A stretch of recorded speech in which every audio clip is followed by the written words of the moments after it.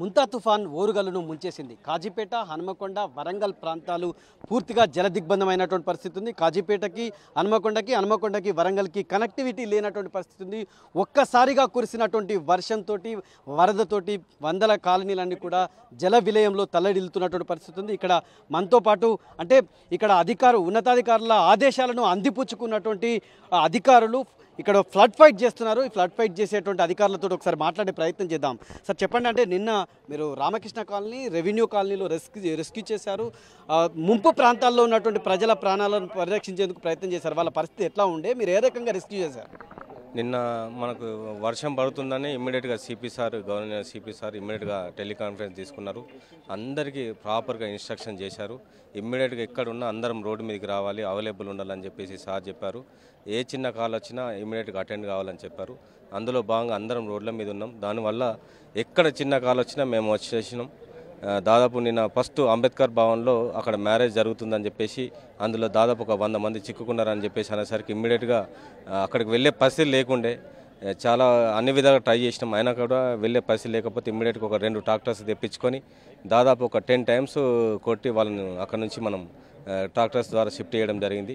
అది చేస్తున్న క్రమంలోనే ఒక ఇంట్లో retired head master Udatala Sadanandam sir అని రిటైర్డ్ హెడ్ మాస్టరు, వాళ్ళ ఫ్యామిలీ, అందులో అందరూ ఏజ్డ్ పర్సన్స్, ఒక 4 ఏజ్డ్ పర్సన్స్, 3 మిడిల్ ఏజ్డ్, 2 చిన్నపిల్లలు, టోటల్ ఒక 10 మెంబర్స్ చిక్కుకొని పోయారు. వరద వల్ల వాళ్ళ కాంపౌండ్ వాళ్ళు మొత్తం కూలిపోయి లోపలికి వాటర్ వచ్చింది. భయానక పరిస్థితిలో వాళ్ళు మొత్తం ప్యానిక్ అయిపోయారు. ఎవరు కూడా కనీసం సాయం చేసే పరిస్థితి కాదు, అక్కడికి వెళ్ళే పరిస్థితి లేదు.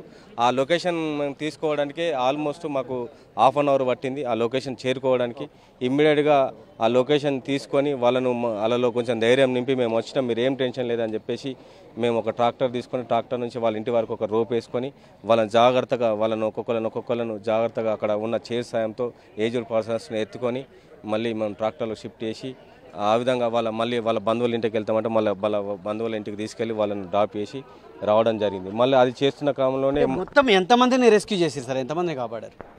మేము మొత్తం నిన్న దాదాపు 130 to 150 మెంబర్స్ని నిన్న రెస్క్యూ చేయడం జరిగింది. అశోక్ కాలనీలో, తర్వాత రామకృష్ణ కాలనీలో, ఈ గోకుల్ నగర్లో, రామ్ నగర్లో దాదాపు నిన్న 130 to 150 మెంబర్స్ని మేము రెస్క్యూ చేయడం జరిగింది. సో ఇదే ప్రాంతం లోపల కనెక్టివిటీ ఉన్నటువంటి ప్రాంతంలో జ్యోతిబాబా పూలే సంబంధించిన గురుకులం ఉంది. అక్కడ విద్యార్థినులు బిల్డింగ్ ఎక్కించుకొని తలదాచుకోవాల్సినటువంటి పరిస్థితి. వాళ్ళ ప్రాణాలను ఎలా రకంగా కాపాడారు మీరు? ఇక్కడ ట్రాఫిక్ అంటే పూర్తిగా రవాణా వ్యవస్థ స్తంభించింది, ట్రాఫిక్ అనేటువంటి కంట్రోల్ తప్పింది. ఎట్లా మీరు మళ్ళీ క్రమబద్ధించుకొని మీ చేతులకు ఎట్లా తీసుకున్నారు, ఎట్లా రెస్క్యూ చేశారు మీరు?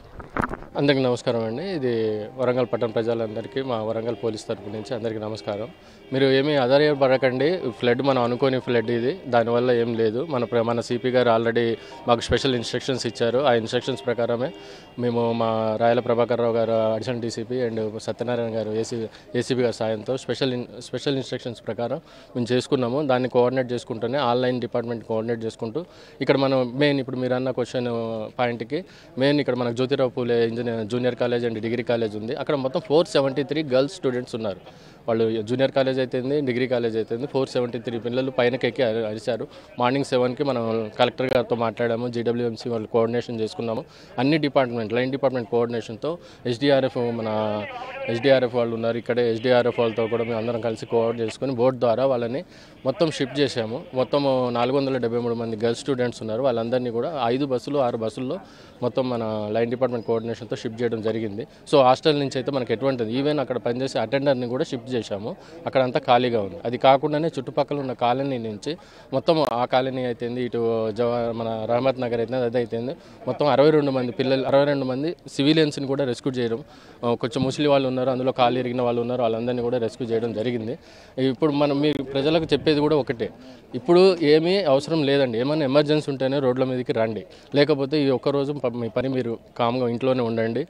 ప్రజెంట్ రోడ్ కనెక్టివిటీ అయితే కొంచెం ఇష్యూ నడుస్తుంది, కనెక్టివిటీ లేదు. మెయిన్గా మీరు మన హంటర్ రోడ్ కానీ, సిఎస్ఆర్ జంక్షన్ కానీ, అటు ఏడుమోరీలు కానీ ఇదంతా కూడా కొంచెం ఫ్లడ్ ఉంది. మార్నింగ్ నుంచి ఇప్పటికైతే ఒక 1.5 feet తగ్గింది కానీ బట్ స్టిల్ ఫ్లడ్ ఉంది. ఒక 4:35 దాకా మేము ఎస్టిమేట్ చేస్తున్నాము. ఇది కంట్రోల్ అవుతుంది, మా కంట్రోల్కి వస్తుంది అనుకుంటున్నాము. అప్పటి నుంచి ట్రాఫిక్ని పునరుద్ధరించడం జరుగుతుంది. అప్పటి వరకు మాత్రం ట్రాఫిక్ పోలీసు వాళ్ళకి, లా అండ్ ఆర్డర్ పోలీసు వాళ్ళకి ప్రజలందరినీ సహకరించమని మా విజ్ఞప్తి చేస్తున్నాం. సో ఇక్కడ చూడొచ్చు, అంటే చారిత్రక నగరంలో ఇక్కడ మరబోట్లతో ప్రాణాలను కాపాడాల్సినటువంటి పరిస్థితి ఉంది. ఎస్డీఆర్ఎఫ్ సిబ్బంది నిర్విరామంగా ప్రయత్నం చేసి నిన్నటి నుంచి పనిచేస్తున్నారు. ఎంతమందిని రెస్క్యూ చేశారు? మీ బృందాలు ఎన్ని పని చేస్తున్నాయి? ఎట్లా ఉంది? అందరికీ నమస్తే అండి. ఎస్డీఆర్ఎఫ్ బృందాలు వచ్చేసి మనకు అవైలబుల్లో 4th బెటాలియన్ మామ్నూర్లో ఉన్నారు. అదేవిధంగా నియర్ బై నెక్స్ట్ 4th తర్వాత 5th బెటాలియన్ ములుగులో రెండు టీమ్స్ కూడా 2 బెటాలియన్ నుంచి కూడా అరౌండ్ ఒక 6 టీమ్స్ అండి. ఈచ్ టీంలో ఒక 30 మెంబర్స్ ఉంటాము. 6 టీంలో వచ్చేసినాయి. నిన్న నైట్ కూడా 4th బెటాలియన్ వాళ్ళు అవైలబుల్ ఉన్నారు కాబట్టి నిన్న రెస్క్యూ మొత్తం 4th బెటాలియన్ చేయడం జరిగింది. సో వరంగల్ నైట్ ఫ్లడ్స్ ఎక్కువ రావడం వల్ల 5th బెటాలియన్ నుంచి అక్కడికి కూడా మూమెంట్ మన అడిషనల్ కలెక్టర్ సార్ గారు మా కమాండర్ గారు కాల్ చేయడం వల్ల కమాండర్ సార్ కూడా ఇమీడియట్గా రష్ చేయించి 3 టీంలు ములుగు నుంచి కూడా వచ్చేసాం. మార్నింగ్ వచ్చి 4th బెటాలియన్ సపోర్ట్గా ఆల్మోస్ట్ ఇక్కడ మనం చూసినటువంటి 473 అమ్మాయిని కూడా రెస్క్యూ చేయడం complete 4th and 5th battalions కలిపి చేసేసినాయి. ఎస్డీఆర్ఎఫ్ అనేది ఫామ్ ఒక 1 year అవుతుంది. మన గతంలో ఏ ఒక డిజాస్టర్ జరిగినా కూడా ఎన్డీఆర్ఎఫ్ మీద డిపెండ్ అయ్యేది. ఎన్డీఆర్ఎఫ్ సిబ్బంది వరంగల్లో మీరు చేసినటువంటి అచీవ్మెంట్ ఏంది? ఎంతమంది ప్రాణాలను కాపాడారు? ఎట్లా ఏ ప్రాంతాలు? అరౌండ్ వచ్చేసి మేమైతే ప్రజెంట్ ఇక్కడికి వచ్చాం. 5th బెటాలియన్ వాళ్ళమైతే ఇక్కడ అంటర్ రోడ్లో మాత్రమే ఆపరేషన్ చేశాము. గోపాల్పూర్లో కొంతమంది వెళ్ళారు. 2 టీంలు గోపాల్పూర్కి అక్కడ ఆపరేషన్ చేశారు. 4th బెటాలియన్ సంబంధించి వాళ్ళు నిన్న జఫర్గడ్డ అక్కడ ఆపరేషన్ చేసి జరిగింది. నిన్నటి నుంచి కూడా నైట్ నుంచి కూడా వాళ్ళు కంప్లీట్ సిటీ మొత్తం కూడా ఆపరేషన్ చేస్తూనే ఉన్నారు 4th బెటాలియన్ వాళ్ళు. సో ఈ టీంలో అంటే మీకు ఎట్లా సహకారం దొరుకుతుంది? ప్రజలు అక్కడ కొంత బిల్డింగ్స్ మీద అక్కడ ఇక్కడ ఉంటారు కదా, అంటే వాళ్ళకి ఎట్లా కాన్ఫిడెన్స్ నింపి వాళ్ళని తీసుకొస్తున్నారు? కొంత కౌన్సిలింగ్ చేయాలి, వాళ్ళ ఇంట్లోనే ఉంటామంటారు, ఎట్లా తీసుకొస్తారు? యాక్చువల్గా మాకు లా అండ్ ఆర్డర్ సపోర్ట్ కూడా ఉందండి. Law and order support, revenue support కూడా. ఇద్దరు కూడా మాకు కావాల్సిన ఫెసిలిటీస్ కావచ్చు, వాళ్ళ ఇన్ఫర్మేషన్ కావచ్చు, వాళ్ళ ధైర్యం నింపడం, మమ్మల్ని రషప్ చేయించడం, వాళ్ళ దగ్గర తీసుకెళ్ళడం కూడా law and order and revenue వాళ్ళ డిపార్ట్మెంట్ సపోర్ట్తోనే మేము ఈ మూమెంట్ని సక్సెస్ఫుల్గా చేయగలుగుతున్నాం. సో ఇది మొత్తంగా కూడా అంటే వరంగల్ని వరదలు ముంచేయడంతో ప్రజల ప్రాణాలను కాపాడేందుకు అటు లా అండ్ ఆర్డర్ పోలీసులు, అదేవిధంగా ఎస్డీఆర్ఎఫ్ సిబ్బంది, అదేవిధంగా ట్రాఫిక్ సంబంధించినటువంటి సిబ్బంది మొత్తం కూడా ఫ్లడ్ ఫైట్ నిర్విరామంగా చేస్తున్నటువంటి పరిస్థితి వరంగల్లో ఉంది. కెమెరామెన్ సునీల్తో కేకే 10 TV వరంగల్.